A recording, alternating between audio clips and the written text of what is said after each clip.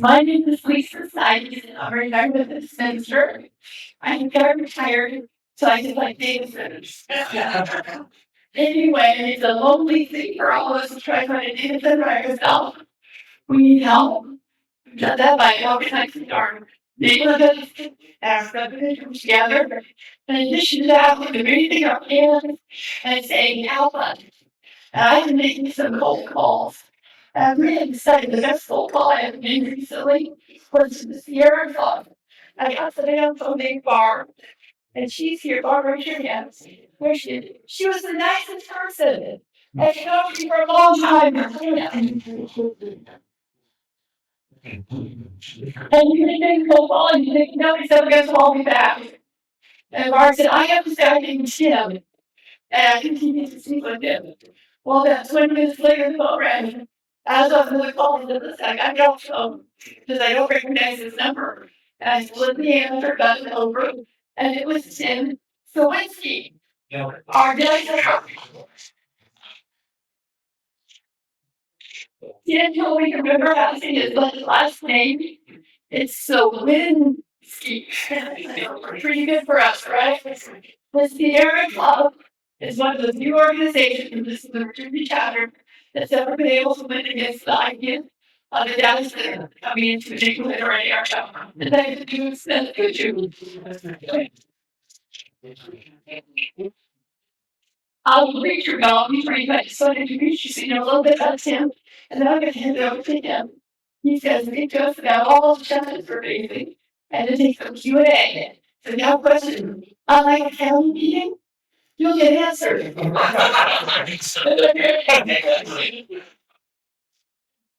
Cywinski is a political communication specialist dedicated to building a livable, fair future for every community. For more than 14 years, he has advanced policies on poverty, student rights, education, economic security, sustainability, and environmental justice. He currently leads communications with the Sierra Club Virginia chapter, where he grows environmental justice at the local, the state, and the federal levels, while helping communities stand up to big industry and big established projects. Previously, Tim worked out on electoral campaigns, community organizing, and lobbying at both the state and federal level. He also offers free training, civic, and community groups on strategic communications, grassroots organizing, and legislative advocacy. I think he's a good coach already, which we really appreciate. He holds a BA in political science from Rhodes College and an MA in business, political communications, public relations, and media. Just what we need, right? And that degrees from Johns Hopkins University. Yes, it can be very impressive. He is also from Virginia home. It's 2015. Outside of work to enjoy kickball, karaoke, movies, and my mark on a person in character is always something like this. It's a person who has a 29. He enjoys long walks with his week, but stubborn found late bones. So Tim, you're been welcome for this.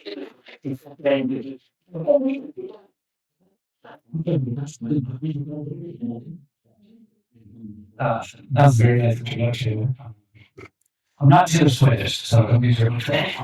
Although the mountain side, that just seems like a maybe switch feels all the time. So as Lisa mentioned, I think well coming to this. One second. Thank you all for coming. Oh, there we go. Thank you all for coming to this. I like to kind of move on a little bit. This is an important issue. The Sierra Club just wants you to know the reason we care about environmental justice, the reason we care about communities like this, no matter what they are, where they're located, what backgrounds there are, what kind of money that they make, that you, that would be excellent. And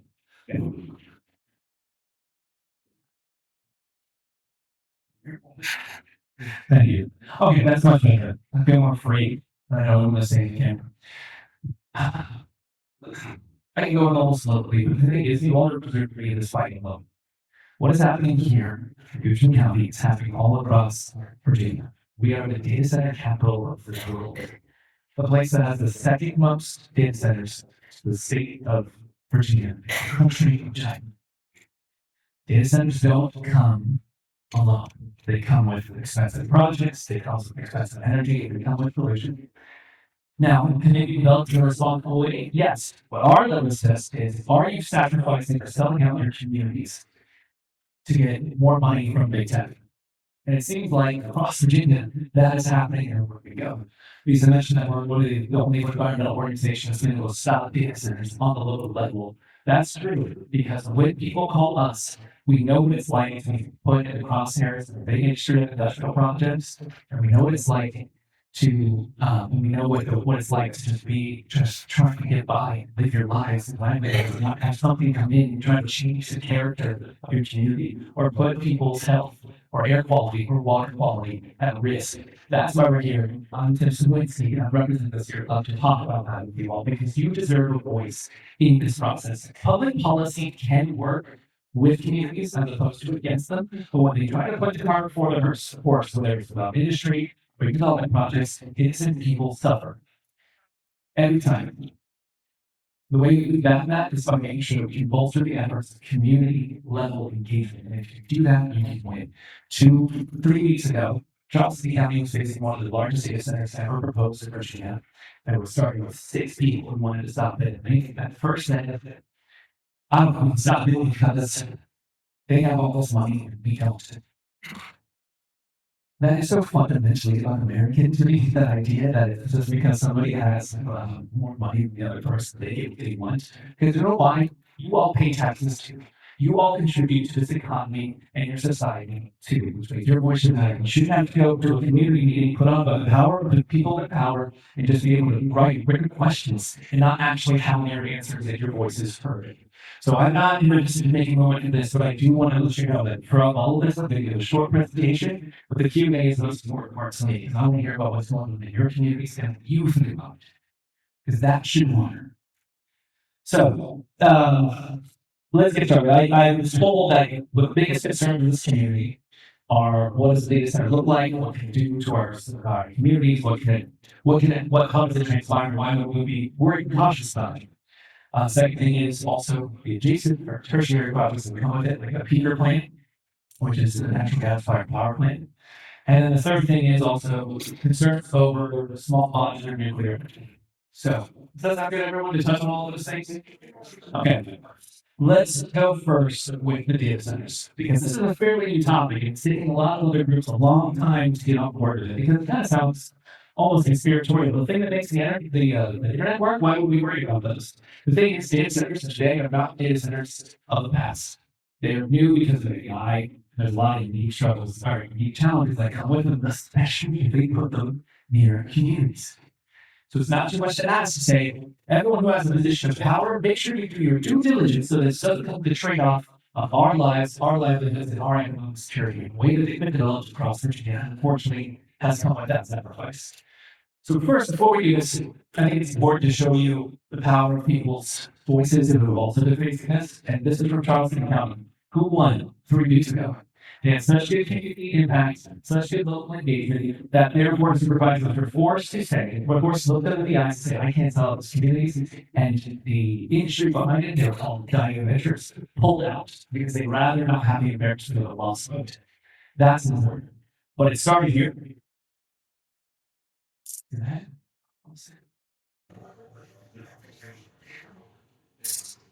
Remember, those people won. Does all of that sound familiar? Except they have different boards. I said they have different board of supervisors. Yeah. I know you all have 5, right? 5 board of supervisors. They had 3.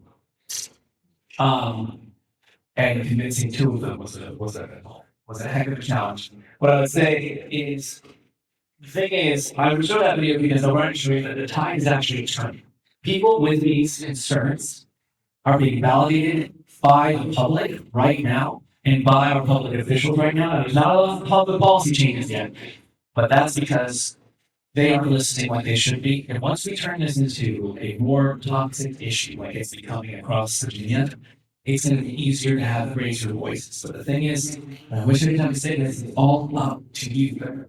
And what I want to talk about is the things that are empowering you to equip them. So this is just an example of all the data centers that are going on across the country. It's a really giant lift That's Virginia.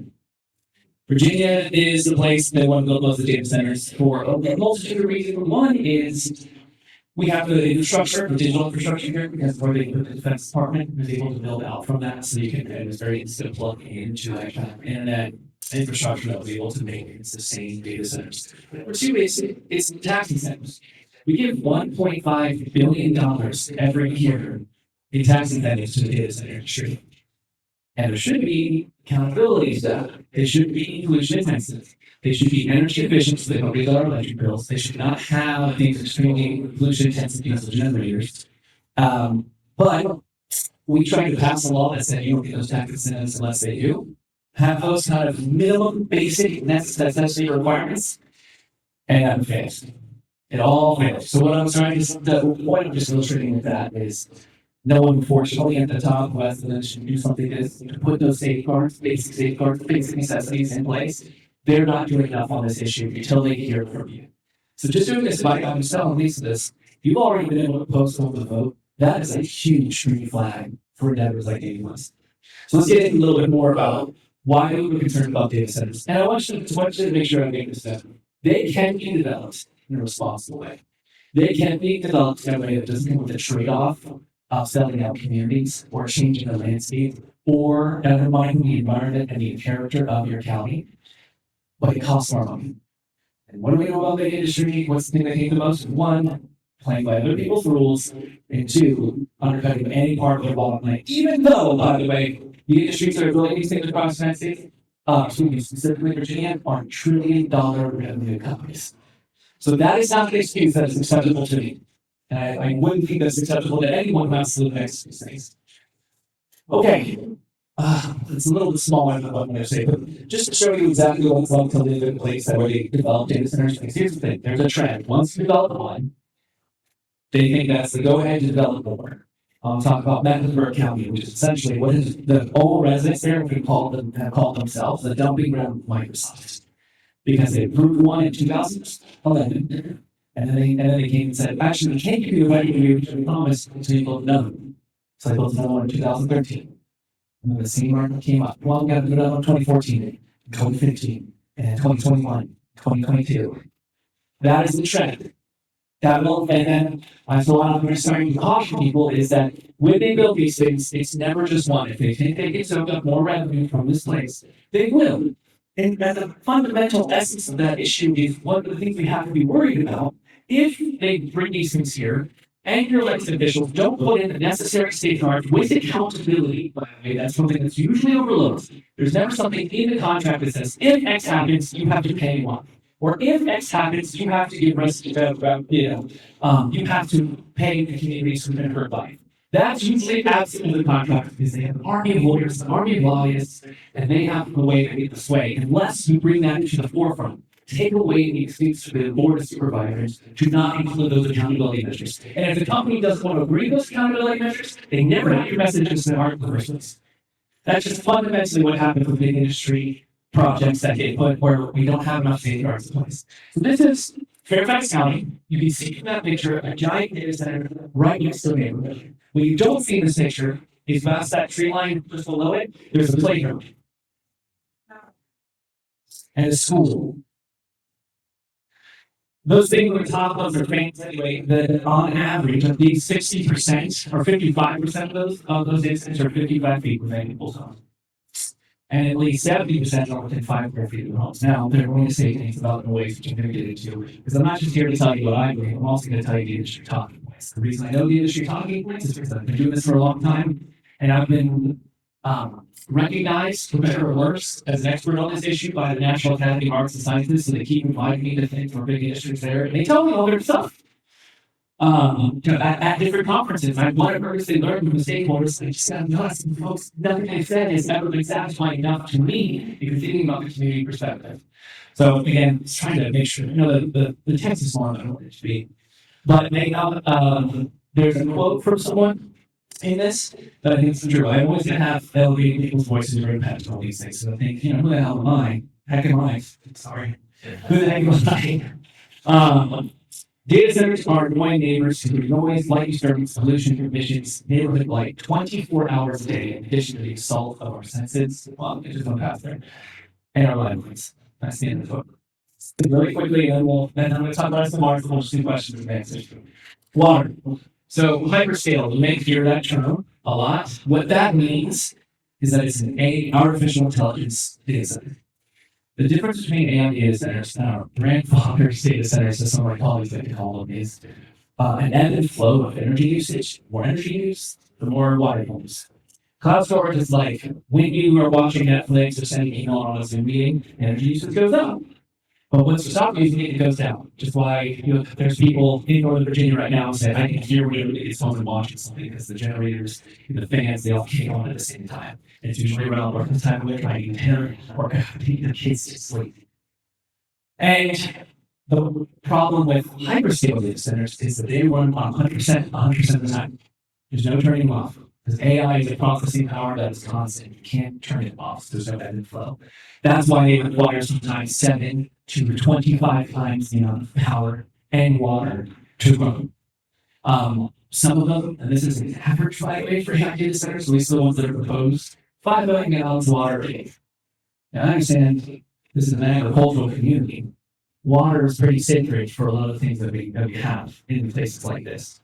And this is the thing, in rural areas, they want to come here because these new ones want to be so big and they require more land. And what generally happens is they say, I'll see this agricultural land that would be good for agriculture, and it's cheaper for me to buy that land and build on that than it is to build an industrial zone that does not impact multiple residents and neighborhoods the property does. It's cheap. It really does come down a lot of the time to money. In Louisiana, Louisa County, this is Amazon, they could really push their data centers there. They want to use, just for one building, 620,000 gallons per day, every day. Here's what the talking points will say. Well, we've actually cracked the code on recycling. We can recycle water. The whole point, why it's important that I come to these places to tell them, is because there's half-truths, missing context, in the industry talking points. Recycling water for data centers only recycles, also this is not been proven by independent analysis, by the way, only recycles 25% of the water. So if you're doing 1 million gallons a day, you're still sacrificing 750,000 gallons of water per day. That's important to know.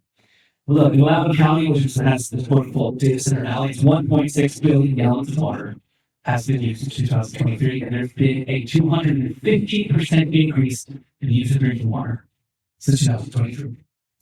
Because look, they're spending a ton of money to build these things, a lot of our money too, because all the tax incentives and subsidies they get.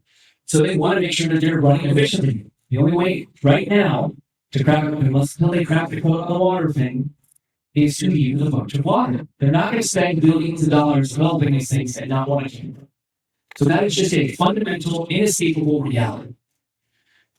Air quality. And this one is not as prevalent in the mainstream media. We want to talk about noise and can't really see them. What I really wanted to show is that in this one you can see diesel generators.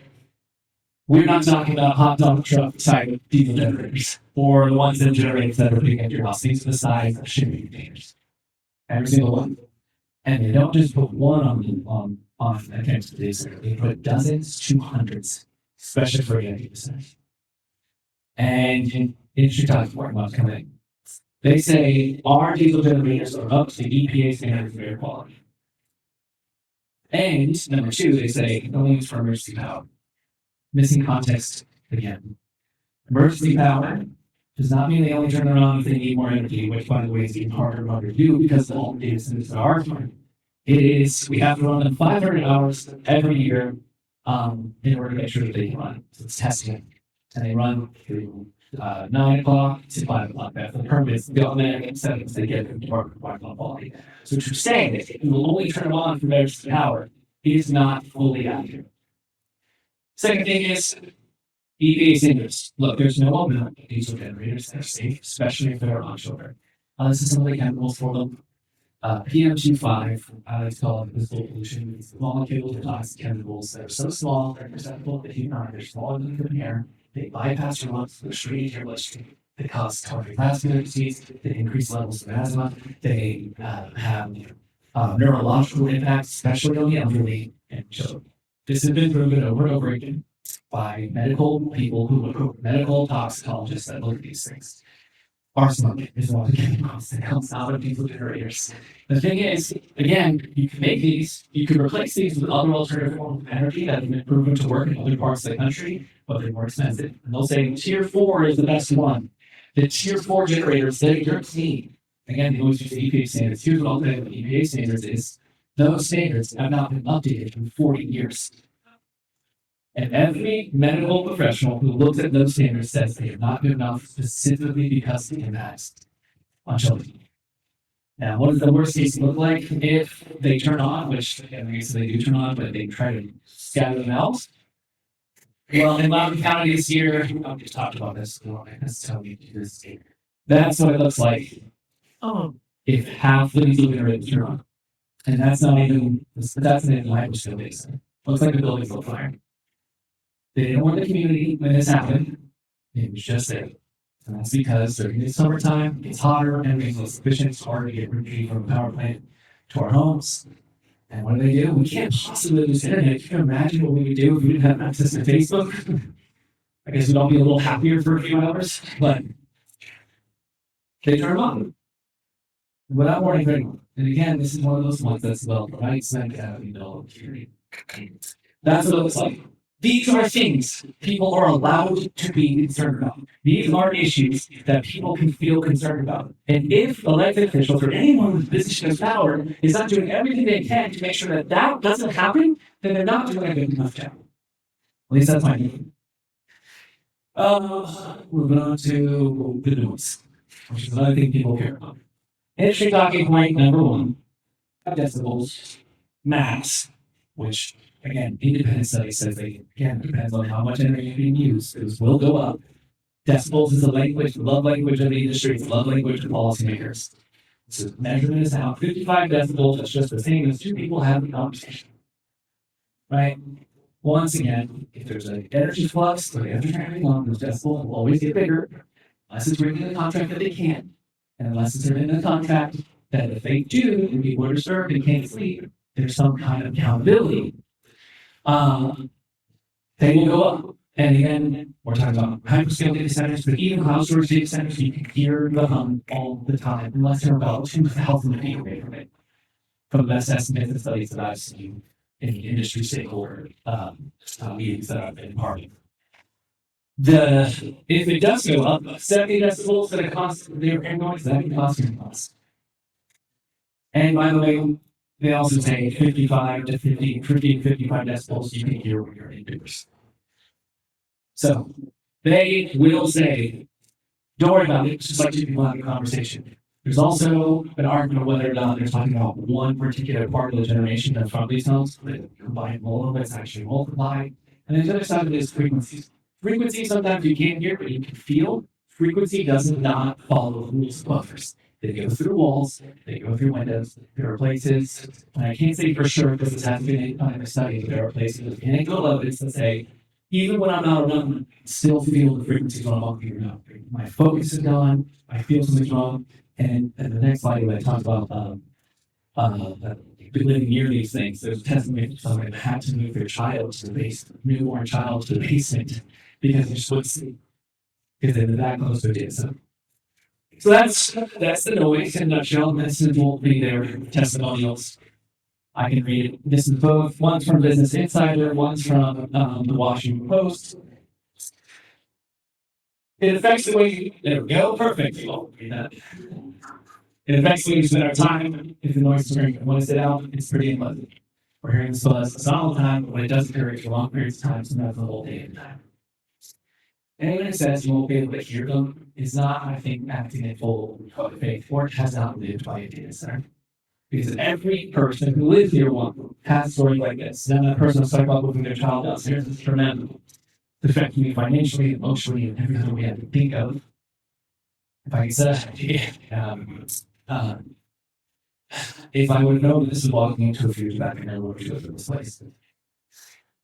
He bought a house where he thought he could make it home the rest of his life and the rest of the life of his kids. And a data center moved in next door. fundamentally changing the way that the peace of mind that you have. That's a bummer. Also now some going to small modular reactors, which is another thing we want to talk about. So if everyone is exclusively done by data centers, we need to make this point. If you take out data centers for cheap, our energy demand and our electric bills go down. And across the United States, we're actually seeing energy demand plummet in a lot of different states. The ones that are increasing energy demand are all data center hotspots. Every single one. You cannot produce with our current structure with utilities enough energy, build more energy without raising electric bills. Dominion Energy, and it's like, oh, it's from environmentalists, be dramatic here. No. Dominion Energy's own data says if we continue on this trajectory of building these data centers, the energy demand will increase so that if you're paying $125 a your average electric bill right now, by the 2030s, you'll be paying $315. That's page 63 of their integrated resource plan. I have the citations in case you want to look it up, because I know it sounds coming from someone who finds sitting in projects all the time. But this is the reason, because it's not fair. And like, well, let's just put this together. Because right now, we all pay in a shared community energy structure, right? So, we all, in somewhat, we actually usually pay for it because other people are paying for it, supposed to lower the costs. Well, imagine if you live in a cul-de-sac and everyone else is fine. Then someone built a giant mega mansion in a whole estate, Skywalker Ranch or something, or whatever it was. And that in one place using 80 times the amount of energy as every other house, but you also have to split it. That is what's going on with data centers in Virginia. Now we're trying to do something about it with our state agency that are oversight. Here's the deal: Dominion Energy likes these data centers because they give them an excuse to build more projects, and building more projects and some more money. Look, it's a business. The main goal is to make money. I can't blame them because that's what businesses are supposed to do. But we don't have the same safeguards to prevent them from engaging in these type of practices. So right now, Virginia, because the law that Dominion Energy has passed, if they sign a contract with a big customer, i.e. big tech, they are legally obligated to provide the power. There is no oversight with that contract because technically it's between two private industries. We don't get to see the contract. So the secrecy, all that transparency comes in. Dominion's the top 10 donor of the awards. Unfortunately, the way it looks like is that they get to write the rules. And even though this isn't a Democrat issue or a Republican issue, this is fundamentally a people issue. This is what we're facing. If they can do as much contracts as possible, they're legally obligated to provide the power. Therefore, they have an excuse to build all these power plants, which will raise our electric bills like triple the amount of there's nothing to stop them from going into contract negotiation. The other side of this, though, is how we can provide the power because they're saying we don't have such energy demands since World War II, which is true, but that was for a bigger purpose that affected all of us. This one is literally just relying the pockets of big tech. They want to use what they call small modular reactors. Small modular reactors are something that has been proven in a lab, but it's never, ever, ever going to scale to commercially viable. Now, there's no place, the whole world, SMRs are working in commercial use. There's no place in the whole world where SMRs are working in homes businesses. Full stop. Which that was true because it sounds too good to be true, but it turns out it probably is. Unfortunately, in 2024, Virginia passed a law, which is a small modular reactor acceleration bill, that said we can build these, and even if they don't work, our customers still have to pay for the construction. Yeah. Yeah, and I have a bill listed there. It's from 2024 to also there's what they call no risk recovery. That bill expires in 2020. So if you're just a person trying to look at all the facts, look at all the figures, not being conspiratorial, there is a incentive to start making these things before 2029 so that they get to line their pockets. Look, it's a publicly traded company. At some point, it's got to be about raising money. They care more about their shareholders than getting that money so they can impress their shareholders. And they might not think about the communities that they might be impacted. That is the structure of what it is right now. So if we start constructing an SMR in Goochland County or in West County or in all these other places that they're promising them, and they never turn on, we still have to pay for the construction costs. That is what is in Virginia's law right now. Again, bipartisan support for that. Oh, Now, let's talk about the possibility of SMRs. Like I said, none of them have to work. Given the context I just said, the only SMR that came close to this was in Idaho, and the reason it didn't work is because they couldn't prove it. There's a couple of things. The technology wasn't proven.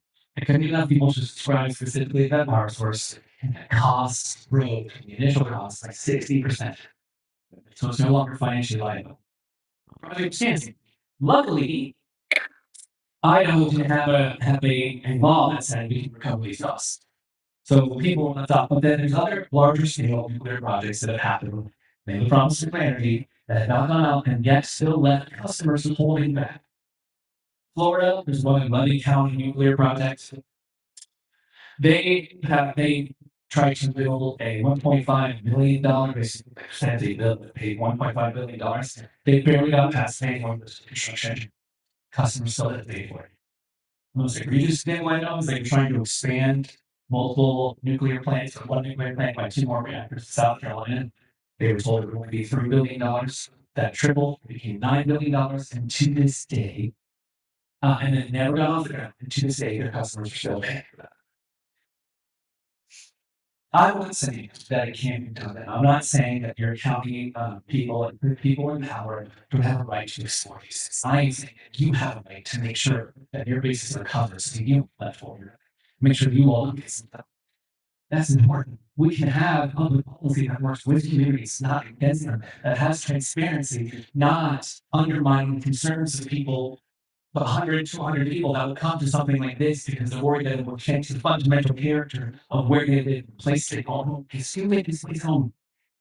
Not them, not some big industry. It's the people who helped build this county and sustain this county. That's important. I'm not telling these things to be bring on anyone's parade. I'm trying to say that your voice should matter. And if it's not matter the most, then your elected officials need to write it down and make sure that there's accountability in case any of these things happen. The final one I'll also point out is that there's also a proposal for a peaker plant. Peaker plants, nice name, but they are natural gas fired power plants. Those are pollution intensive. If the communities that live near those ones experience high rates of asthma, higher rates of cardiovascular disease, higher rates of neurological disease, and again, who's most affected by it? Kids. We can't keep building these things in the middle of neighborhoods. The reason they put these things so close to neighborhoods is because it's closer to transmission lines and it's easier to build what we call substations. You have a little remote control where all the electricity goes. All of those who are built near the infrastructure to build those, it's cheaper to build them near neighborhoods. It's cheaper to build them near communities. They can afford to do this differently, but they just not. Not unless we make them. That's the whole ballgame. So, I would like to end on a hopeful note. Let's do that after the questions. So, yes. My question is, the supervisors in the county have by right, so they don't have to listen. Yeah. Yes, and that's, but how do we fight something that's by right? Okay, so did you want to talk about? I saw the change. So by the way, it's one of those things where it's like easy to say you have it, hard to prove you have it. There has to be certain stipulations to get by right, and I would like to talk more about the specifics of this. I think that there's a bit of an argument whether or not they actually have a by right that they're talking about. How do we prove they do? Well, that's probably a lawyer's job, but I wish I could tell you. But what I can tell you in the meantime, for all of you to do this thing, actually, we can go full. Great question.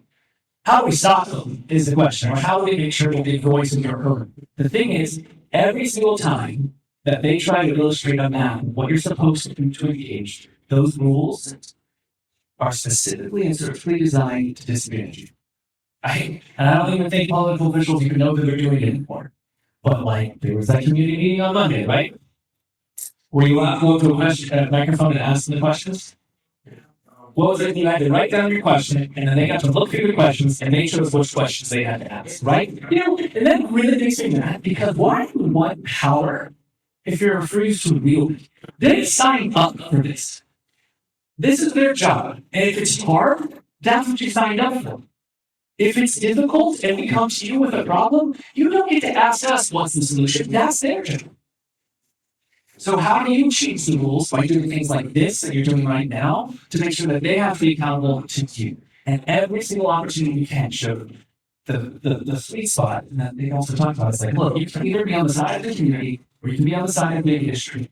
If you all really don't want this, I can't tell you one way to do it. It's about your community, your homes. And that's how you do it. If you really want to stop it completely, every opportunity you can, making sure that they have no excuse to say, oh, I didn't hear those concerns, or I didn't know this, or I didn't know those things. And the focus is not about having facts or figures. It's not about having the right statistics or the science, because they can always say, the industry can always commission their own study that says what they want, which is like saying, well, my mom thinks I'm handsome. You know, that's the kind of idea that they can do. Charleston County and Chesapeake, both once we stopped, both of them came included with a study that was paid for by the developer that said what the developer wanted. So if you want to move forward on this, then you can ask your board of supervisors to commission your own study. And when you do that, why should we trust that that study is correct? Yes. Actually, he's going to answer this first. You please go ahead. You're obviously a very smart guy. Wow. My mom thinks that's like, And you're young. The young all have one thing in common. They all talk fast and old people hear the story. this is true. You may have answered some of this and I just didn't understand. It's funny, I apologize. No, But, so, the one thing of consolation for me is the one individual in county government that I know would be looking out for us is sitting in this room. So I don't care about the rest of them. I know he would end up speaking for us. So one that you haven't addressed, I don't think, is they're going to be paying taxes. Now, one of the things, West Creek has been in existence for many years since Motorola pulled out. We've been begging companies to come here and do this kind of thing there, okay? One, use our water, please, because we built this wonderful water treatment distribution center and then we don't use it. yeah. Two, you've given us a million generalizations about other places Sure. that maybe don't fit us. Yeah. Okay, so one thing that doesn't fit us is the noise. Now, we may have noise, but West Creek has been in existence looking for this kind of thing for many years. Anybody who lives in close proximity to West Creek got their zoning done after West Creek was already in place. Whatever comes, that was their choice. Nobody came into their neighborhood and said, well, now we want to put this thing up, we're gonna make a bunch of noise. Yeah. All right. Also, power. What go on is, wait a minute, this, I'll get out there, this is power. We have an unusual situation here. We have a major gas line coming through. And in the fiber industry, where you can connect to what's called a pop. Okay. Here we have a major switch within a couple of miles, a major valve. They could have their own, and Jonathan, you could require this when you guys vote on this.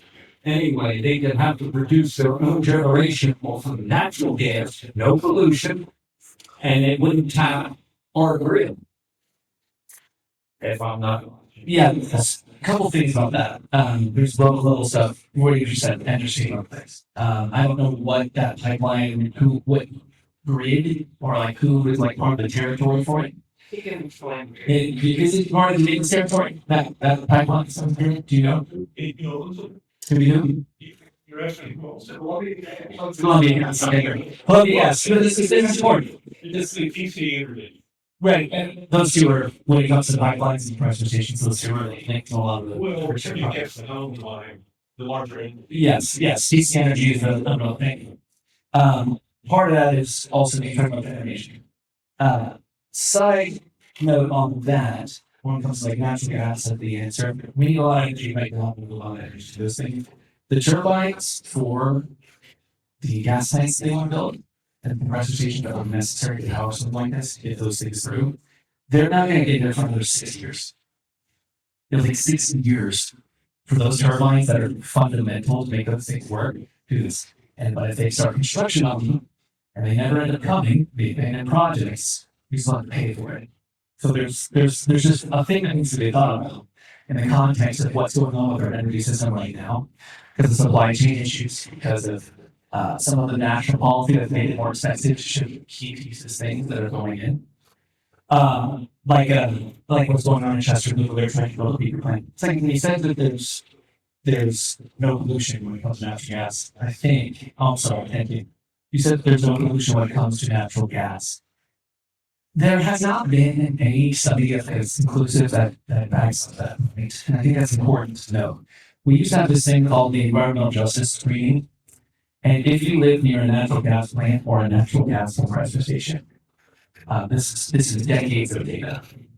You all know what percentiles are. You know, if it's your 10 percentile, it's your 10% compared to the rest of the country.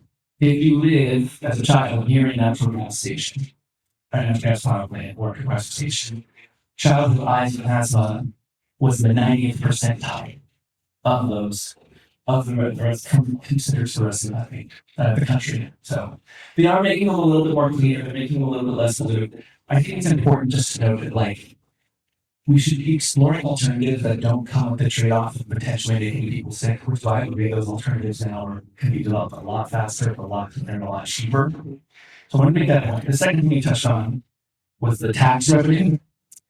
And here's I've been a little forceful about elected officials. You know, it's my job. I'm a public advocate. I want to hold people accountable to make sure that they're doing the best they can. But I do have a deep appreciation and sympathy for people in power when it comes to revenue, particularly in rural areas. I want you all to be able to find money to build schools, fix potholes, all of those things. And when a big issue comes in, the first thing they say is, here's the revenue. We dangle this money in front of you. What I don't like is that also part of that process is they leave out a lot of context. You all should have had to come here today to learn the things that I'm talking about, which is none of this is from the Sierra Club. This is all independent analysis. That should be on the forefront so that you can make diligent decision making. That's really important. If we have the whole context and it convinces you, that's great. That's how our democracy should work. Especially in smaller counties, I don't think there's an excuse not to have all the facts and figures. I think that those should be looked at in a way. Particularly the tax revenue that comes with these kind of things is in a silo. It's in a vacuum. What the tax revenue doesn't touch on necessarily, unless it's written in a contract, is how much money we're going to have to spend to build around this infrastructure. Are you going to need to hire more first responders? Is the company going to have to pay for that? Are you going to have to build more inroads? Is the company going to pay for that? Are you going to have to increase the school size if they actually bring more people in?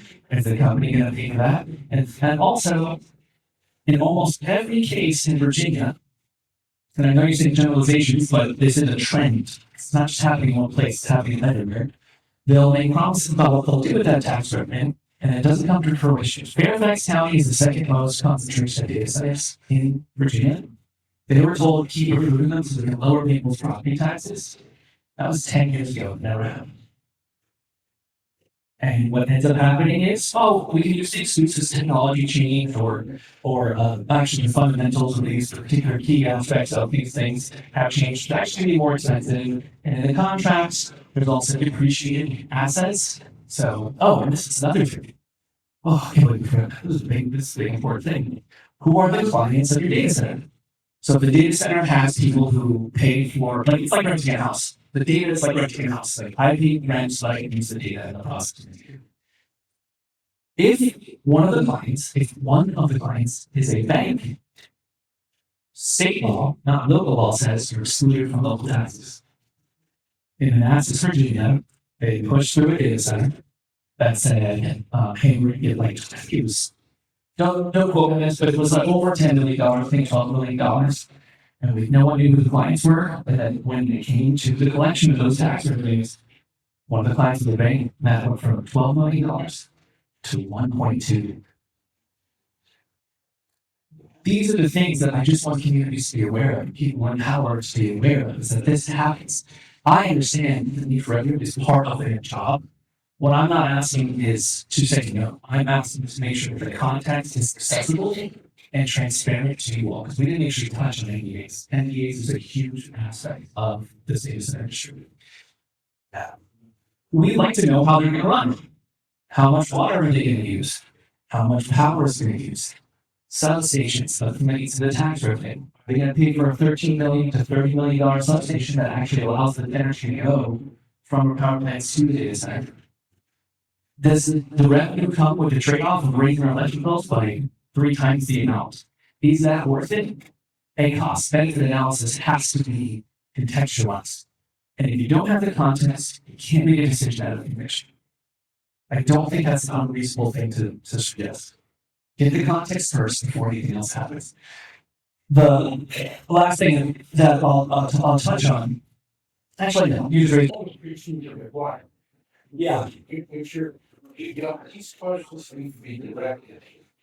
And if you answer that, we say it's wrong. It's reward. Yes. Accountable issues.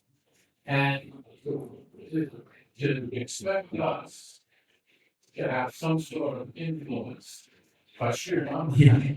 But no, my question to you is, since this is required, if you're gonna represent us, if you're gonna have some sort of resource, at what point is Sierra recommending legal action, compensation, to ensure that our elected officials are acting in our best interest and not with some other ulterior motive by our offices in the United States? So the question was, the question was, having this knowledge is only as good as if we can take this case to our elected officials, people have power. It's a good summation, sir. And then what can Sierra do if it doesn't go that way? Legal action and try to hold people down. Here's the thing. I've been doing public advocacy for different issues, all nonpartisan. I'm not straight to be nonpartisan. We're allowed to get mad at everybody.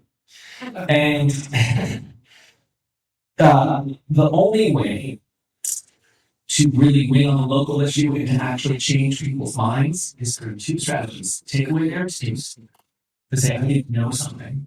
And then 2, make the case with the press, with events like this, with invites to come and talk to the community one-on-one as opposed to setting up your own community meeting. Change the rules so that they have to play your game, not the other way around. Because, and again, a lot of elected officials I've talked to actually like those strategies because they feel like they're locked into what's been done before. And I can give you a plate. I'll talk about what we did in Charleston County. Well, you said, what can Sierra do? I go back. I don't know if that means anything, but I'm really good with the press. I can help guide you all. That video that we saw earlier, I produced that. Far much talked a lot about it. It sucked before she looked at it. So, those kind of strategies where your voice is on the forefront and you take away the excuse. So let me ask you this, sir. Why do you care about this issue? And I'm not trying to hold you up the feet of the fire. I'm really legitimately curious. For a while, I worry about, and you never mentioned it, EMS that they bring in. Sure. I worry about pollution. I'm not so worried about my investment that my kids worry about. I'm going back. But no, a lot of people do. Their biggest holding is their homes. Yeah. But for me, it's the idea that I lived in 5 years ago. It's sold by a realtor and a developer. I have this beautiful community with walking trails and nothing about. And they, my colleagues, many of the people in here, they spend 20-50. Thinking that you will buy into a community like this, there's no mention whatsoever of something like this going on in our back. Great. And that's why it's so funny because, and again, tell me if I'm wrong. Doesn't it feel kind of like a bait and switch? You were sold this beautiful community for the rural character, for the natural beauty, for the live soft gear. And by the way, the noise that we're talking about, I know mentioned we might always find out nice thing. If you have horses, if you have wildlife, it really impacts that. You were sold an idea, you want to preserve that idea, and we're not even talking about industry in general. We're not talking about the opening of Buc-ee's. Something of this size, this scale, this complication. That is something that needs to be really involved. That needs to involve the community because this is your home. And that is very powerful when you talk about those things in public, and you talk about those things in the press. And there will be enough stirring authority that has been great coverage that you've all done a great job. You're all ahead of the game, in my opinion. So at the final meeting, whenever the vote's going to take place, whether it's the planning commission, whether it's that, don't focus on this, they're going to have 55 decibels, focus on the fact that in its essence is, why aren't we being heard as much as the developer? The essence is, why aren't my concerns as valid as the industry? I'm going to go in order. So you, ma'am? Uh-huh. So we were here when we came into town. Okay. When did you move here? 515. Okay. Due by, the county, were due by the development. And we did our research, although there's those in the town said, but You really made a great case right there. You talked about certain things that happened that are fundamental to the identity of this community. And at no point did you mention anything scientific or study based. Here's what the advantages big industry has over us is that we naturally feel like we have to be smart enough, or passionate enough, or rich enough to stop them. And some people don't. And then, well, those things. I'm making a point this top of anyway, I promise. I wasn't trying to. and guess what? Approved. Now, we are lay people and we don't work out this than our leaders and the staff. There's no context to it. So you can send this information. Yeah. And we were credible. We had experts. We had environmental experts. We had physicians. We had a backup. So you had an independent seven. And it was touching us. Oh, okay, your time is up. Oh. It did not listen to us. This is the other thing that you can demand to change the rules, right? And that's, so you have credible evidence that was not incentivized by any industry or by necessarily county, and that should have got the same day of time. This is part of the rules that we're saying to expand just act the public hearing, or public planning commission, and act the public hearing. This is one of those things that frustrates me. I'm not sure why it's this way. The industry will get a 1 hour, 2 hour, 3 hour presentation, answer any question that they get offered to them, answer, the last thing they did was come to the county and they literally took the concerns of the community and insultingly said it's quite a wrong with the race and trying to create the illusion of things. And then the community members that were on the line to this project, like literally right across the street from one of the biggest landfills in Virginia. They got 2 minutes. Okay. Oh, you get 3 minutes. So you get 1. Okay, so but again, can you claim? I don't think this is unreasonable. I don't think this is unreasonable to say that rule for a project this scale, this size, and this complication deserves more diligence about this. I don't think that's unreasonable. I'm not trying to be a thorn in the sides of public figures. What I'm trying to do is say you all deserve more voice in the process too. And that's one of the ways it's not acceptable in my opinion. Yes, sir. Thought it was second worst. Well, you're interested on this, okay? Couple of them, I have a lot of questions. Yeah. I just want to be cognizant of, so if I interrupt, I feel you get through it, and I'm not trying to be across, make sure everybody else come back. Use the mic. The issue here in Goochland is, I think, unique. Yeah. You're used to a data center coming in. Yep. These rezoning, correct? No, sometimes about right, yeah.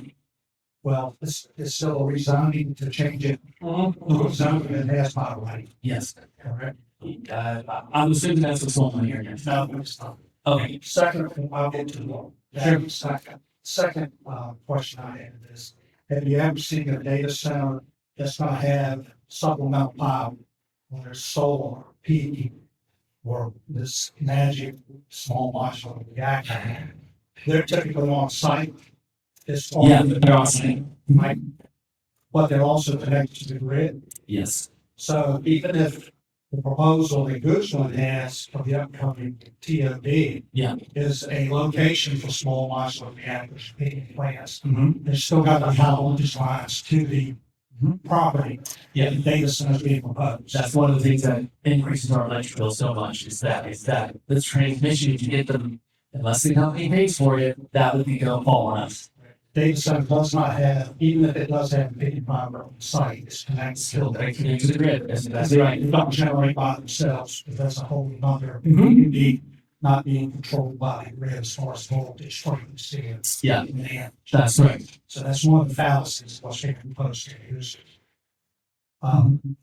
Second question I had, as far as noise, this is 60, 65, and limit, typically decibels for data centers. That's an industry standard. Is that my question? Now let's do this again. This is there's what they say, and there's what's written down. What happens if it goes above that? That is going to be my next one. Yeah. Prince William County is next struggling with what are the enforcement and penalties Yes. for exceeding Right. the bad issues. Mhm. And the problem is, the vast majority of these, there's no enforcement provisions in any location, any county jurisdiction. So you don't even know who to call. Call 911. You don't even know who to call. You can call 911. Who you can call, right? Yeah. I was told by the county, you don't call them when it's not an emergency. Yeah. Okay, 2 o'clock in the morning, who are you gonna call? Yeah. There's no guidance. Yeah. There's no guidance for how the county responds. Yeah. If you do call that one and they do dispatch a law enforcement officer, what is he supposed to do? Right. Guidelines for that. No, not the universal secret. You go, well, yeah, I was just in a residential area and those doors complain and the stereo is really loud and actively, yes, I'd say it's loud, but a data center is different, Yes. right? So does he have a phone now? Does the county have to go and have the expense of buying expensive sound, evaluating equipment? Yeah. That type of thing. So that's part of the issue. Can I go one by one for you? This I just want to do one. I just to touch on some things. Can I go one by one? Yeah, sure. I don't want to get lost in anything anyone has to say. I want to be here, make sure we cover all the bases that you want to. The thing about enforcement, right? This is another one of those, in my opinion, what I would call an excuse. Is well, it's not to us, it's up to the state. It's up to the state Department of Environmental Quality. The problem with the Department of Environmental Quality, and I know the folks that work there are well-meaning and want to do the best and doing what they believe in, but they've been understaffed, underfunded for decades, and their enforcement practices are lackluster. I'll give you an example.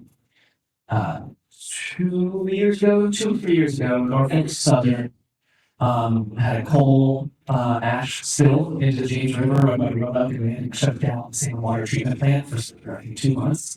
That was hundreds of thousands of dollars taxpayer money that to clean it up and staff time, et cetera, et cetera.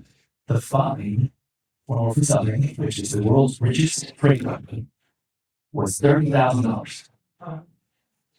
There's no deterrence if the enforcement and accountability measures of these things are smaller than the level of risk.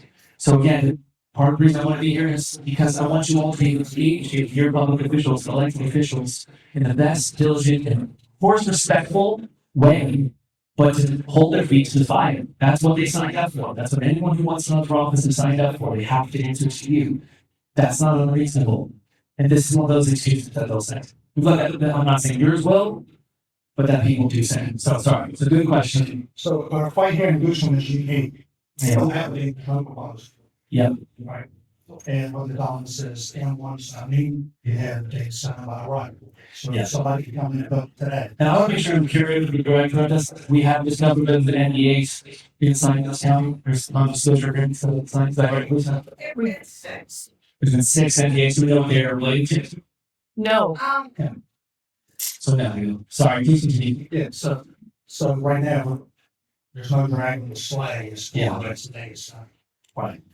What's unique about this issue now is they're creating a zoning that's going to allow economic development projects to come in, some of them by right, such as data centers, Right. distribution centers, things like that. Once this TOD is put in place, and someone comes in by a right that meets the ordinance, that meets the TOD, takes the incentives, it's not a rezoning.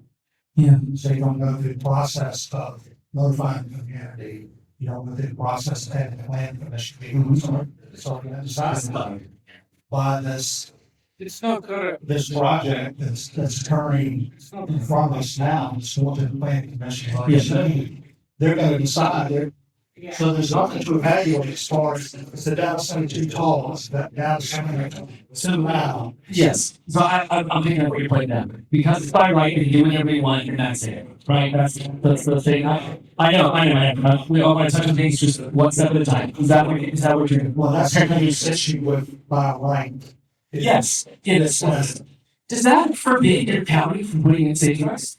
Change the ordinances to change, you can put something in it that are, how to be measured, but they have to watch through that thing. And does anyone here know how to write state ordinances and propose something?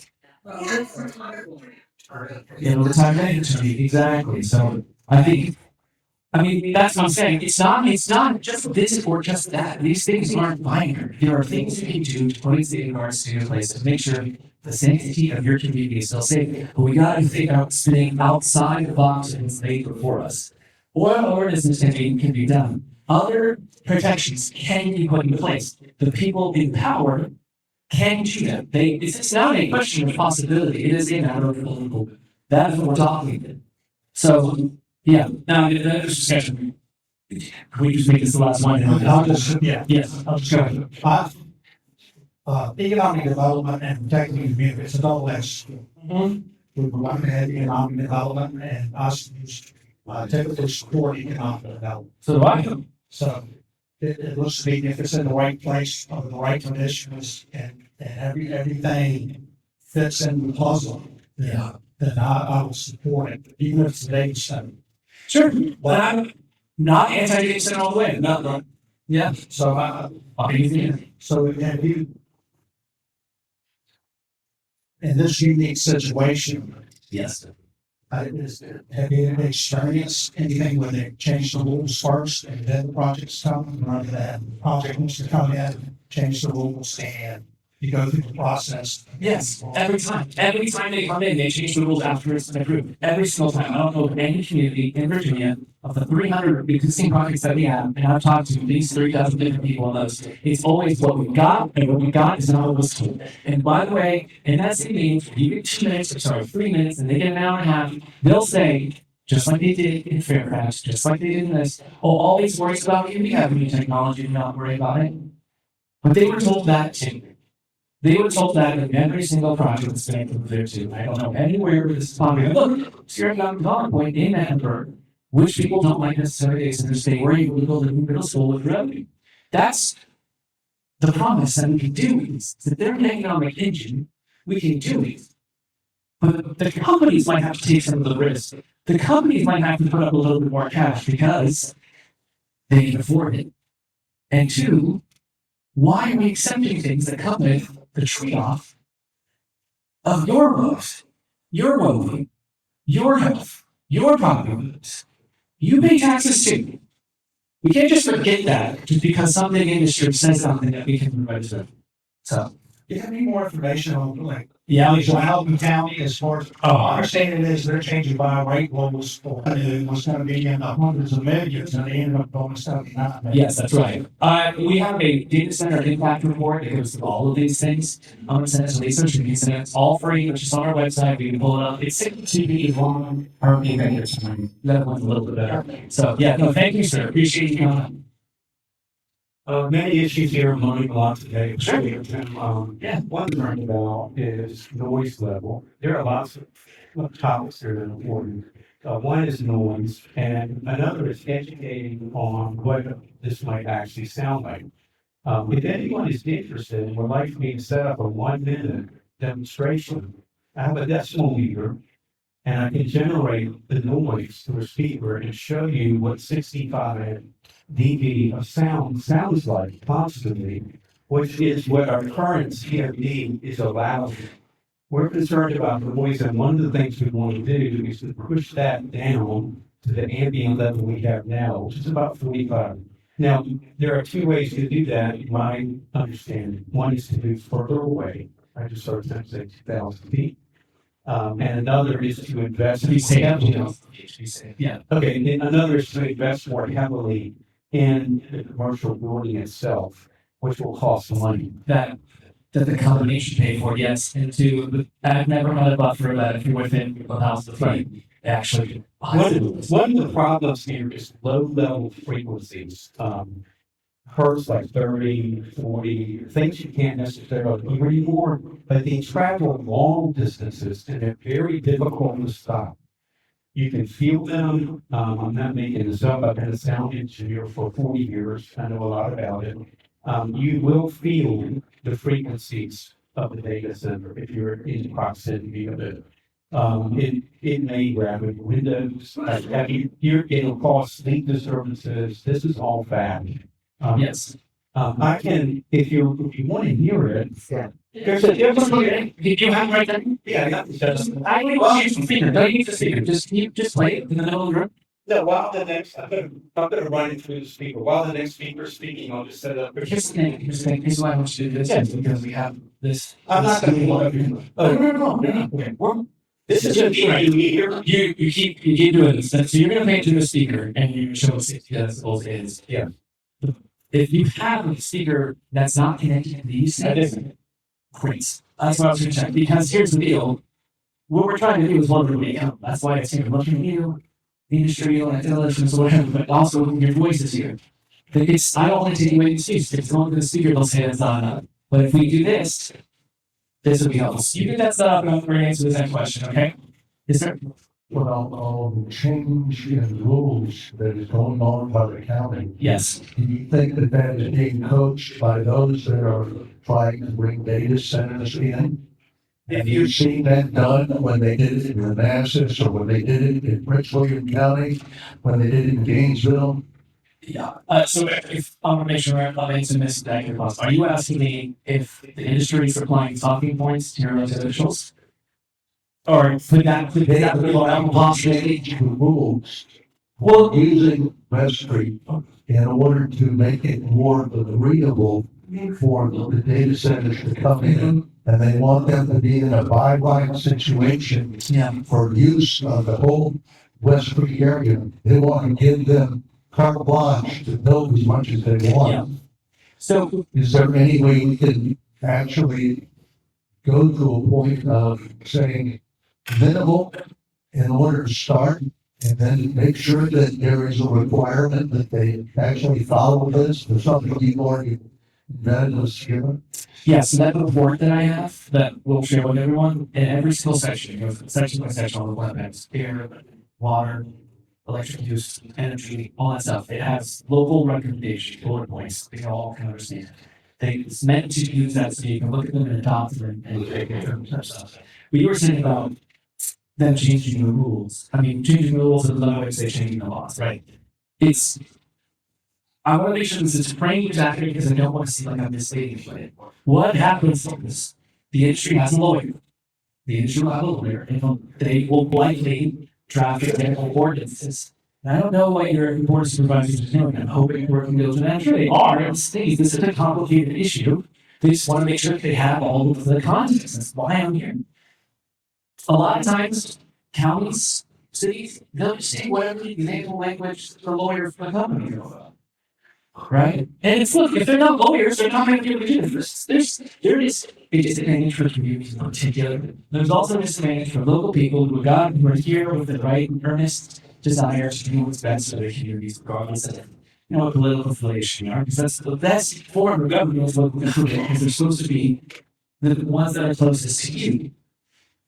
But it's hard to do that effectively when one, you sign NDAs, and by the way, I just found this out, and I'm not even sure it's legal or constitutional, but it's not each individual person signing NDAs all the time. Sometimes only one person, it could be the county manager or the mayor or whatever, has to sign the NDA, and then everyone else has to adhere to it. I can believe that that's an official policy, but no one's taking it to a constitutional court to challenge it. But so that way you think it's changes. That one I do think is something that you should be rejected and spoken out about. Because how are you supposed to trust the project if you don't know the essential things?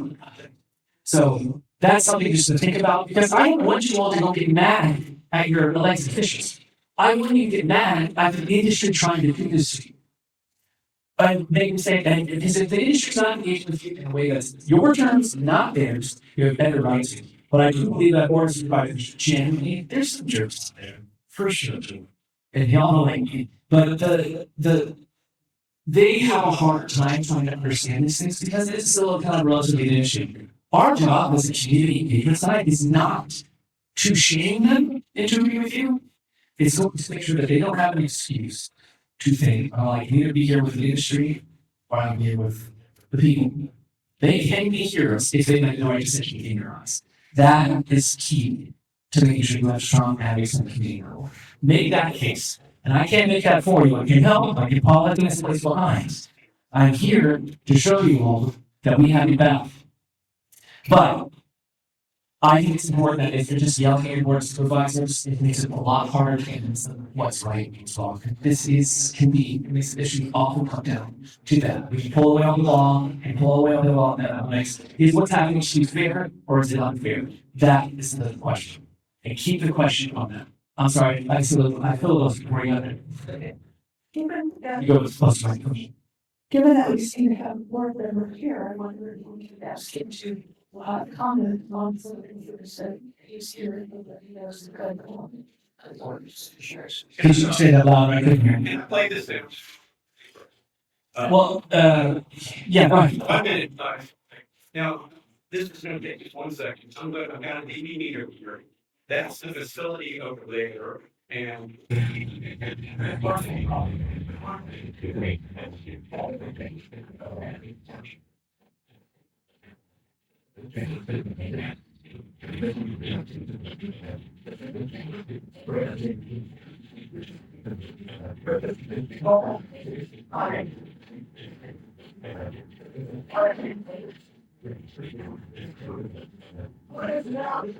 can't hear you. Yeah, I think you got the point. Thank you for doing that. Yeah, well, I guess, how loud is the testing period, which didn't happen for 2 hours? That can be a time of 85, maybe just a 10. Yeah. You know. Well, it's the thing is to depend on what the necessary is. So the noise, you know, a lot of different things. It has a turbines on the top. Yeah, the compound, but sometimes the cooling towers can also. So thank you for that. You don't even run applause. That was actually. Yeah. That family filibustering in that situation. Would you mind speaking just a little bit about it? Yes, what I'm asking is since we seem to have one to I'm sorry, can you just speak down a little bit? Try to listen. Please go ahead. Since we seem to have a member of the board of supervisors here, can't we ask him to make some comments about what he's doing since going on with the board? So I don't know what it's. I don't know. Well, thank you for being here. I don't want to push you in a spot when you do this, and I also want to make it very clear that nothing I'm trying to say is trying to make your job harder or make you feel like this is an attack on you. I'm just here for the context. And the fact that you're in full time, yeah, seriously. All the fact speaks to the fact that you want to lead you are, and that's really important. That's really, really important. So thank you. So I'm here to hear what is your intent. If you're the one, speak up. I will be down. You know, I haven't felt this much action in rooms. I have chaperones my son's streaking this. I'm here because I want work. And there are some basic numbers that we have through a few more time. In academic time. This is not a done deal. This is not a done deal. We are listening to talking about this. I'm speaking on behalf of colleagues. I have given office to office for you and half. I think most of you had the opportunity, for those of you who have been in the county for a while. I was elected 3 times, as conservation director, not an environmentalist, as a conservationist. So there is a real passion in my city of our county renaming the Crown Chief Central Virginia. So as we look at what are the calls here, assessments. Well, you know, that's a formula. If you come to my town on page 47, okay. Yeah, but it's, okay, I'll do that. I am in an active listener. I listen to even Margaret. Get calls from me, I call them and ask them what they think about things. I am very proactive in reaching out to someone else. But there are times, anybody in this room, there are going to be times when you aren't going to agree with your significant other. But it's always been my experience since the time you said, man, you took some umbrage that there was no microphone at the community meeting, that we cherry picked those.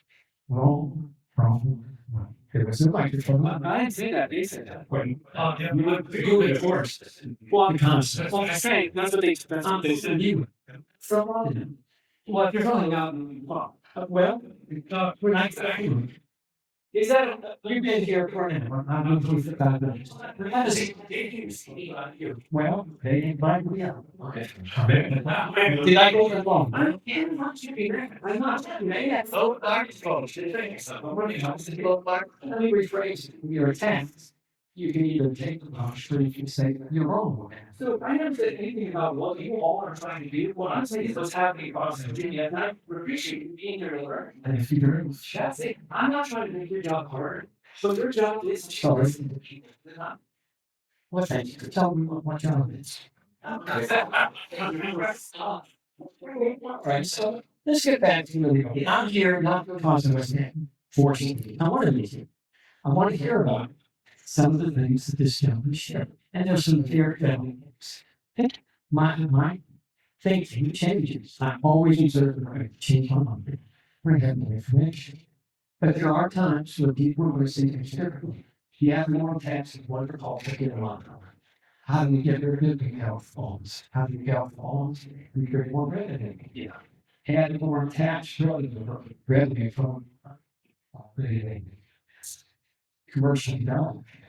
By law, our ordinance goes to the tax law. So we either keep raising assessments or tax rates, which is not the CDF of, and we can retire those loans earlier, or we can grow it up.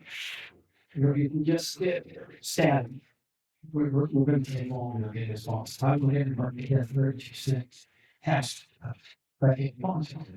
So how do we do that? We grow the up. How do we do it? Fine. So the signs say no deficit, no distribution center. What was Rob referred to? We currently, the last 10 years, have had buying breakdowns and distribution centers in West Virginia. Amazon is putting in a distribution center in West Virginia because of the zone for that. It is permitted, and they're going to put it in because those were the rules 10 years ago, 15 years ago, when those rules were put in place. They're playing by the rules. The other question is, what about the property owners who own West Virginia? Are they supposed to continue to keep it 80%? I mean, the whole concept for regulation, bring commerce to the county, but the right time. I don't think anybody out there, I hope, wants to make your body like it works. How do we do this? And that's why I'm here. What do you want? And I'm going to call Rob. I said, Rob, what are the setbacks for building on? What are the setbacks for noise abatement? I worked with Rob on a lot of zoning programs in the county before I took this up. So I'm interested in us having the best possible solution. But it's going to be a compromise. We may not go to the seafood restaurant, may go to the steakhouse, but in a good area, sometimes you eat seafood steak. So, yeah, I want to come in and continue to criticize me. You're trying. It's this is really hard. And this is also a rarity that we don't usually see. And I really appreciate that. That's my stuff. No, but seriously, thank you. Well, you can do what I would say.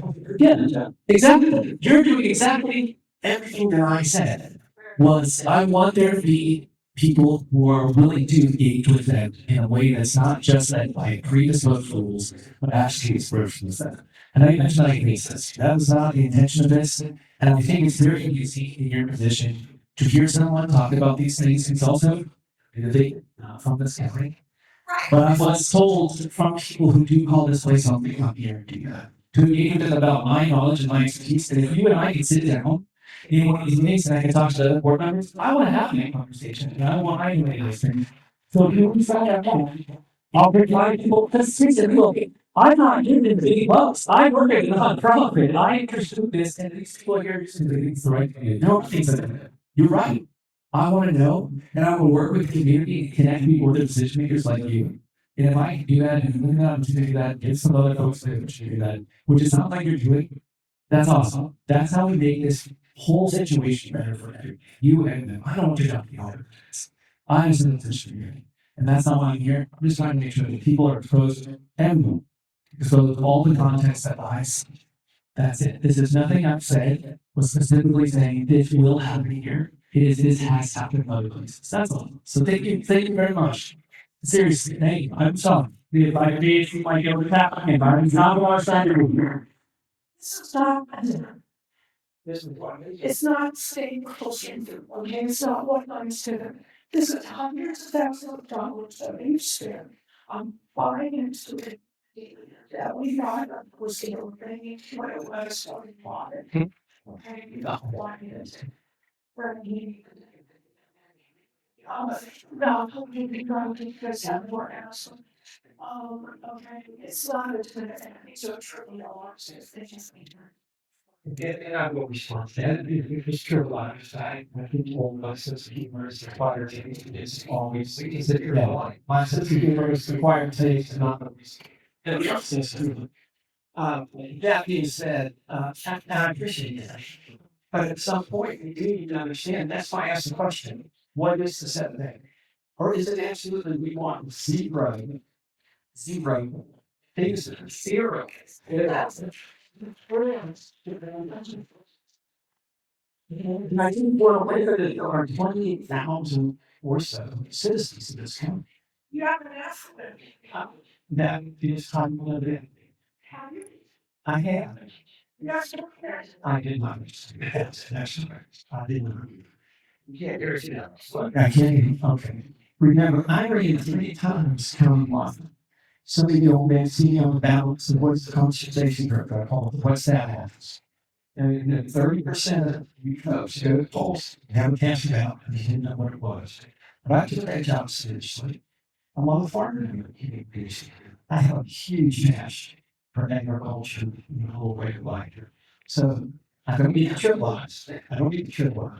But it's a big county. It's not just for information. It's not just one thing. people have more. Sir? Capital budget. People are with what's going on inside the deal. That's hard. But, and this is the back and forth. I mean, and just for full disclosure, because I don't have staff, I'm having to do this myself. I'm having a town hall, head of a church on the 22nd. Talk about 8 things, not just the technology overviews. Talk about revenue assessments, we're going to talk about the CTE program for school. But I believe in the inflation issue while I work for the music. So how do you get Charlie Walters to do what you're doing? So, my name is John Devine. I was elected side of the road voters from District 5. I don't believe that we have principles or coupons here. I vote for everybody in the county. Just when everybody has the pleasure of voting for me, or in some cases, I guess against me.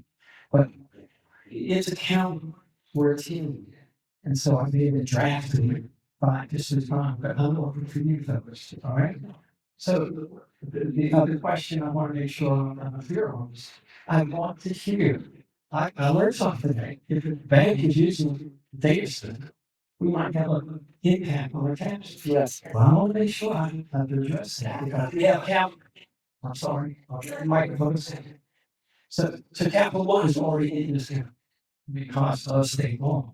Now, somebody has said, several people said, we got these.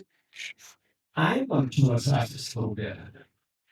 The realtors got the General Assembly passed a law that precludes, doesn't allow the county to require disclosure.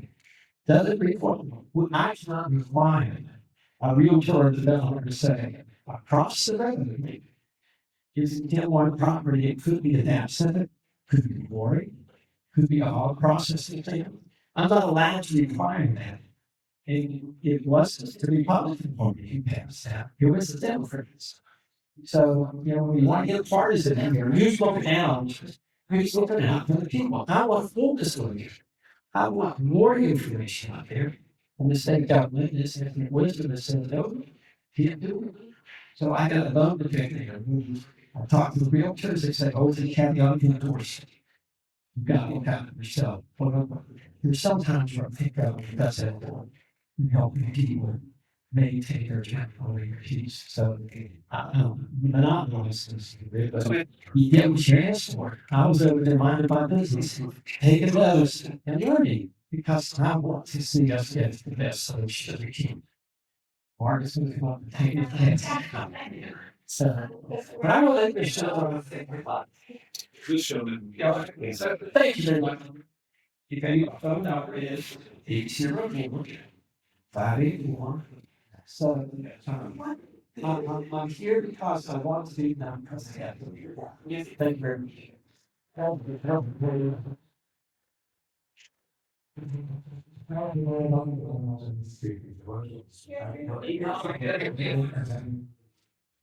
I appreciate it. But I live in Goochland. I live on the big house there, on one of the face down there. Quite number. Is there any assurance that we can get it? That we're not going to end up in that hyper status that they're situated, not going to get the hyper scale status down there.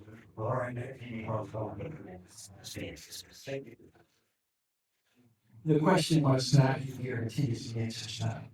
I mean, every vote, I do not have a whip, or I don't go count heads and never say ahead of time saying, I agree vote on this, I agree vote on this. I trust my colleagues to follow their North Star, their guidance, make decisions that I believe they truly want to make the best decision. I take more of a, I don't want to say populist, a libertarian at heart with a Republican tendency. I just didn't put it out there for what it's worth.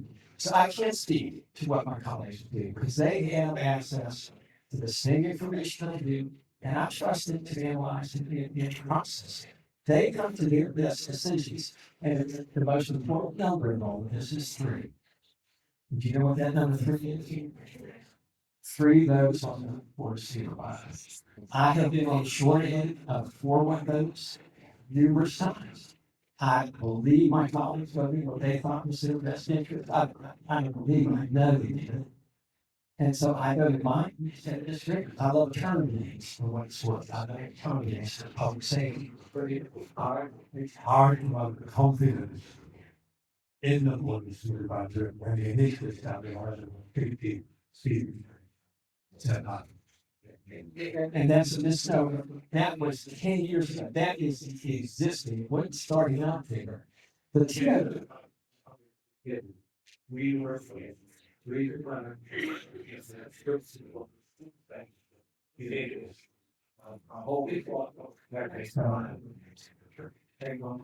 This is what I'm going to tell home. This is not what we're trying to do. Sure. That's fair. Well, what was put in place 10 years ago with the being certified as a data, proof data center, it wasn't. It was.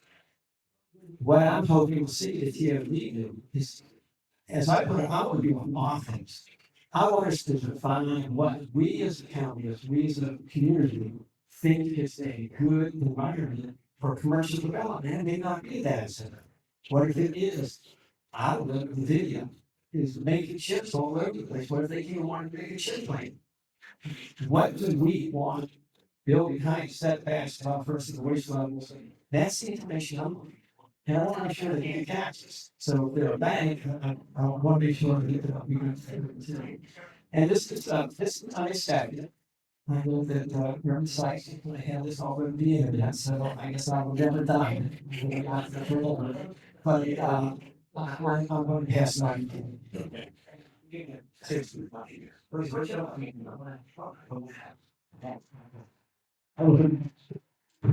Other colleagues to work on this. I want to make sure that, I can, we can be here for this, but this is important. I think actually what's happened there is also important. I think it's important that elected officials do exactly this at that one, and once someone gets into some questions. But, I do want to recognize that. The job was really hard.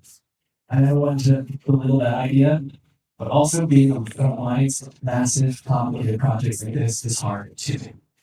Being worried about what your future looks like, that's hard too.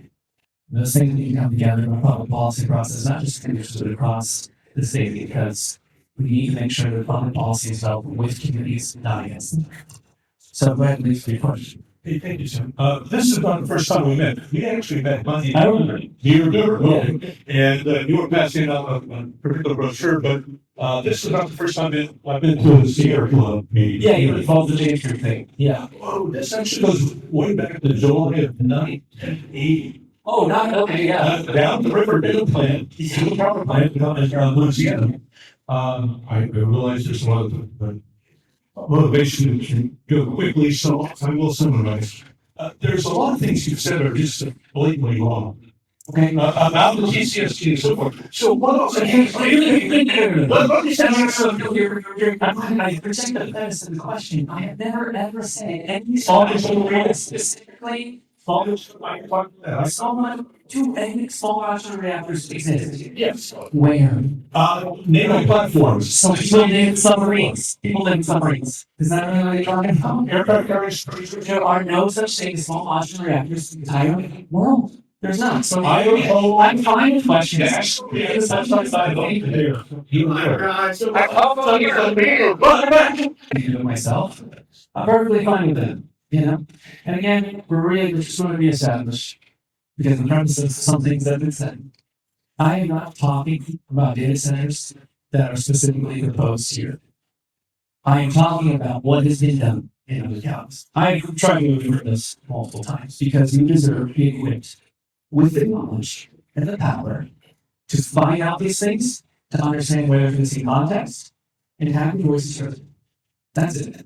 There's no special interest or big industry trying to talk about these things. I don't gain anything from stopping these projects. All I want to do is make sure that you all have the knowledge to make a decision for yourselves. I'm not telling you what to do, what to support, what to do things. I'm telling you what I hear from other places. Please. Okay, so the first thing I'm gonna start off with is let's have another meeting so we can ask questions of both sides. Sure. I've been involved in county government pretty much since I got here, was never involved in it, right though. I've been forced to get involved and learn about things I didn't think I ever needed to know about. But I can also attest to rule change. Yeah. And the ability to be able to either express your comments, mine were stapled to a comment card Yeah. for the last community meeting, and I was told they would become part of the record. So I was not able to speak or ask questions at the community meeting that just happened Monday.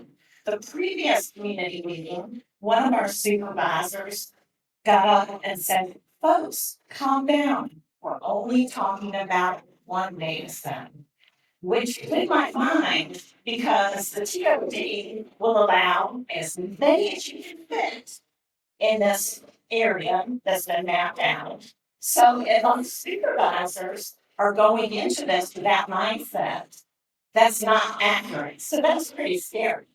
So Mr. Lyle, I do respect you. I respect you for being here. He does communicate, even outside his district, when our own supervisor, Mr. Charlie Waters, does not. So I totally appreciate Mr. Lyle being interested in districts outside of his own.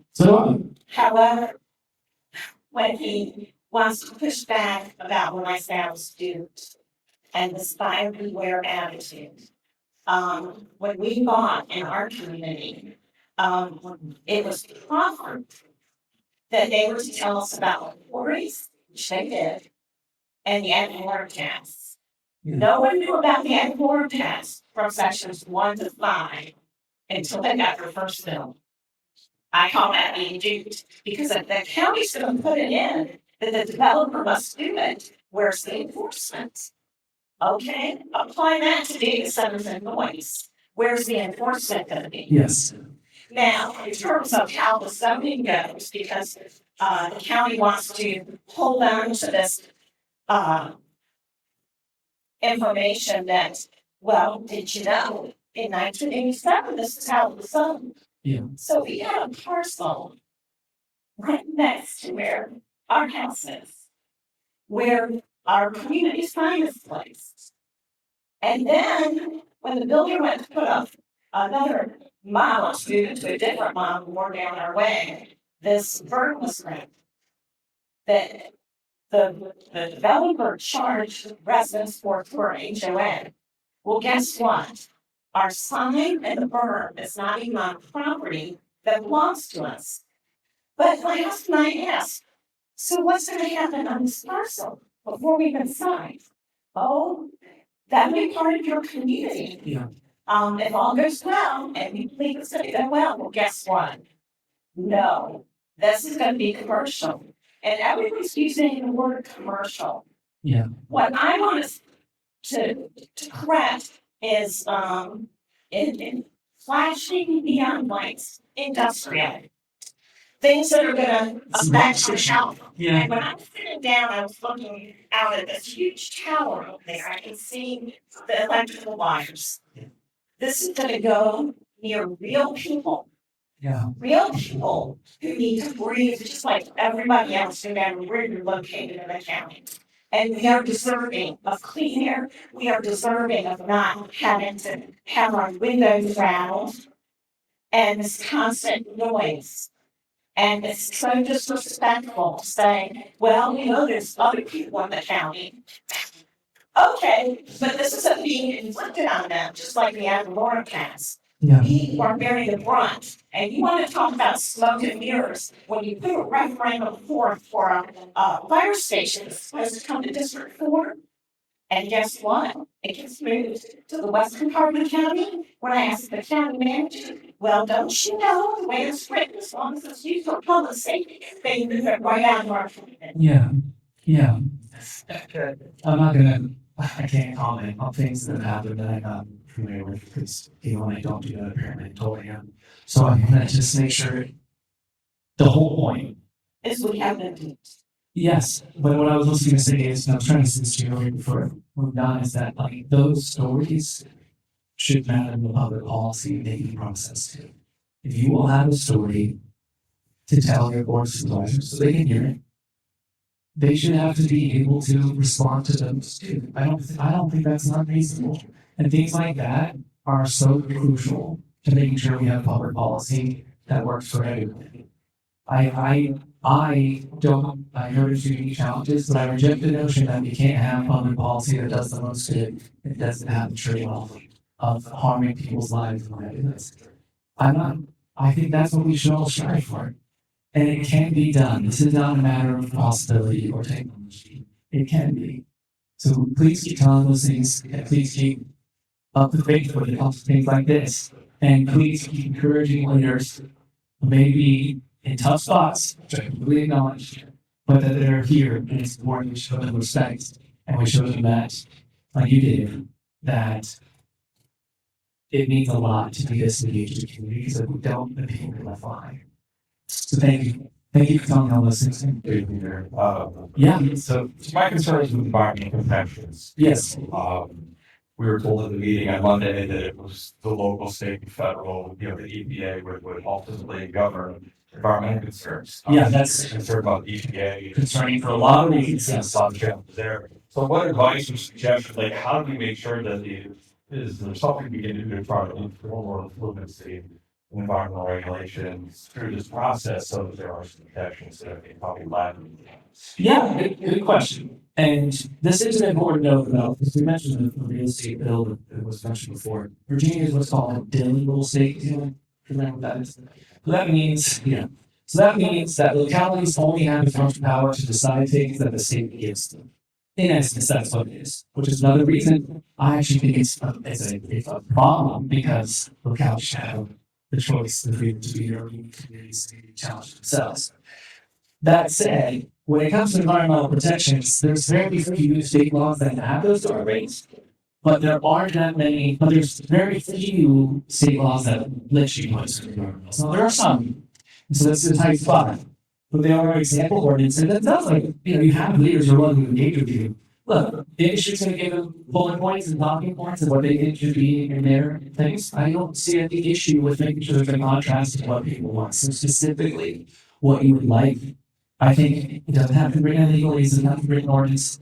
Like, this is what elected officials are supposed to do. And on the state side of things, you can also send that same thing, especially this time of year, to some of the elected official legislative services.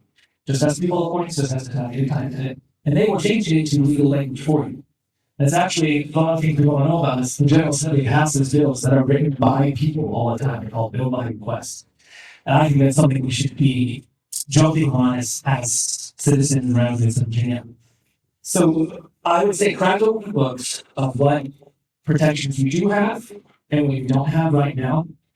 I think air quality issues in Virginia are particularly lax.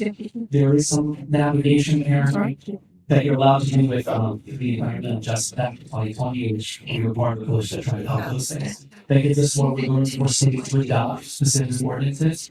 I think that's really crucial when it comes to big, as you mentioned, I agree, it should be called commercial, it should be called industrial, because that is the scale of these things. They are industrial projects, anything industrial will harm one, not just the environment, but also public health.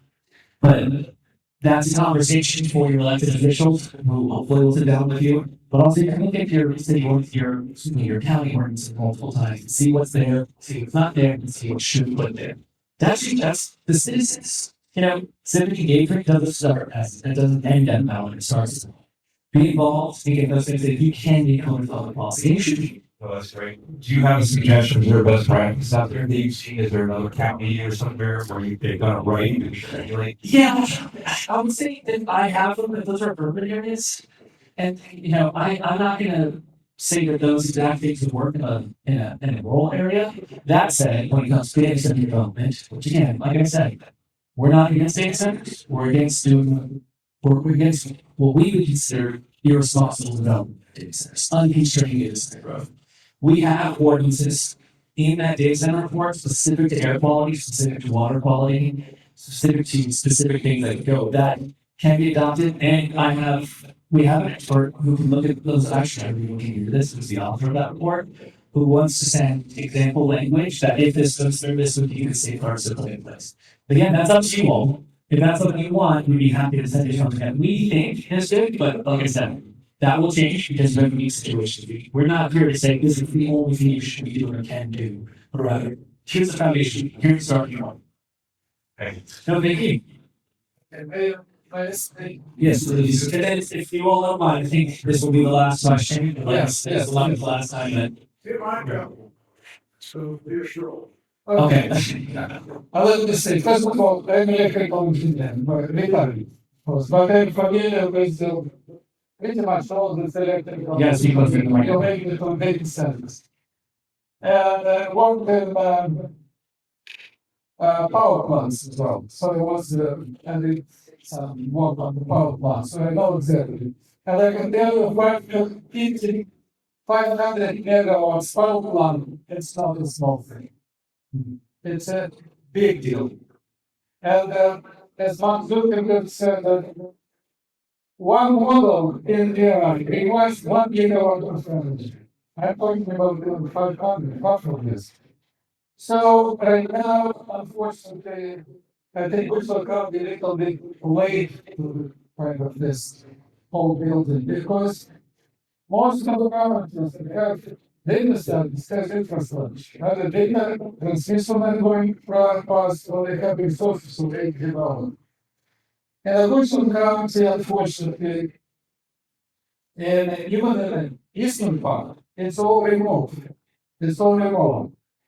Another thing is what scares me is actually in lack of competent, I would say, engineers in Goochland County because there is no feasibility study provided for anything. We don't know. Actually, we further with pieces of information. We don't know exactly. And then talk about us, One in Pennsylvania County that actually just got struck down by court, because they didn't do enough meaningful engagement with the community. That one is going to be the equivalent power of Seven San Francisco's, approximately. For one case, in order to get, and this is a legitimate fear of mine, and there's a lot of people think that the state I hold the data center bubble will pop eventually. But if, okay, because, and again, this is not me speaking, this is not some environmentalists talking about things, everything we're told you today are from either the interconnected grid, PGM, or from Domain's own public lands, or statements that they've made shareholders. They said they cannot get enough power for the existing data centers, at least for another 10 years. So a very real possibility that again, if we put the cart before the horse, we could be on the hook for certain entity things that never come to fruition. There could be, we could be put on the hook for construction that doesn't end up ever doing something for that ends up yielding revenue. There could be a lot, there's a very real possibility. So even if, and again, this is part of the contract. Do you get tax revenue right away, or do you have to wait until this thing's operational? Because there's a very real possibility. And big tech, again, I engage with these guys all the time, says, oh no, but we're rapidly approaching a technology that's going to be smaller and less energy, and we'll be able to move away from protection. I mean, I can send you the link from the National Academy of Arts and Sciences panel of societal considerations, which I spoke on along with industry people and academics, that said the technology is getting smaller, so eventually we won't have to have big giant data center campuses. The construction for a hyperscale data center like they were being built in Charles City, that would have taken 6 years, at least, just to construct that campus that was going to be specifically for AI. And they never exposed how much power they use, they never exposed really how much water they really use, not that particularly. That's what I'm saying is that this is a constantly evolving issue. The technology is constantly evolving. If we listen to what big tech is telling us, then it's going to change rapidly in the next 10 years before we can get these things online. I think that's an important salient point to make about these. One, we literally cannot get the power for them if we have them right now, we don't have the power. We just don't. There have been blackouts in places like Charleston County, and then they wanted to put an data center. Charleston County experiences blackouts all the time. By the way, half the county are also living in it. But yes, when their data center was proposed, 6 people said, I just want to be able to solve this thing. And at no point was that project fair to those people because it was going to be built 50 feet away from people's homes. 50 feet. And let's put in comparison, like a 200-foot buffer. I think from where I am to the wall is approximately maybe a little less than 200 feet. We heard the sound for it before. Yeah, who's it about 25. 125 feet. So more than half. It's the best thing I heard of is if you go to a food line and you walk from the entrance to the egg aisle, that's 200 feet. That really isn't that much. Now again, all I think that communities have the right to ask more is if you're going to build these things, we just need to make sure that every I is dotted, every T is crossed to make sure that we aren't left in the crosshairs of reckless or irresponsible development. That's not just a bad thing. And it can be done. We can work in conjunction with our elected officials. We can have public policy that makes sure that we put your voices before the voices of the industry. We can make sure that this thing is developed in a way that mitigates risk and harm for all of your town and for your revenue and for all of those things. These aren't questions of what it is. These are questions of what it can be. First start to make sure that it happens by doing like things like this, engaging in dialogue, and making sure that you all feel like your voices, you can use them for good. Goodness can prevail even in these days, folks. I've seen it happen with environmental projects or conservation projects, and even with elected officials. But it starts with things like this. So you said you had one more question, or just real quick. I have a comment. Comment. Okay. You said it was fast.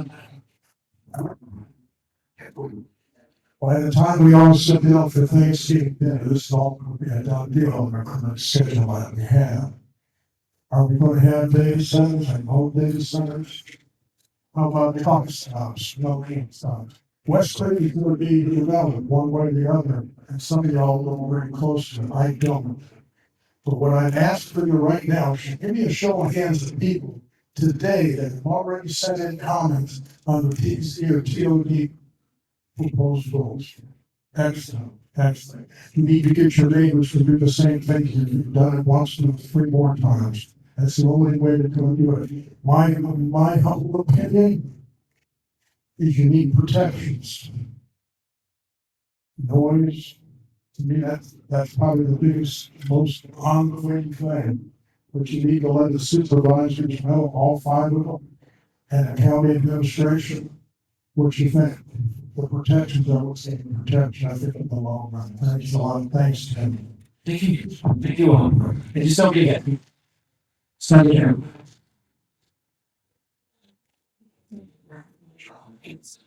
I do.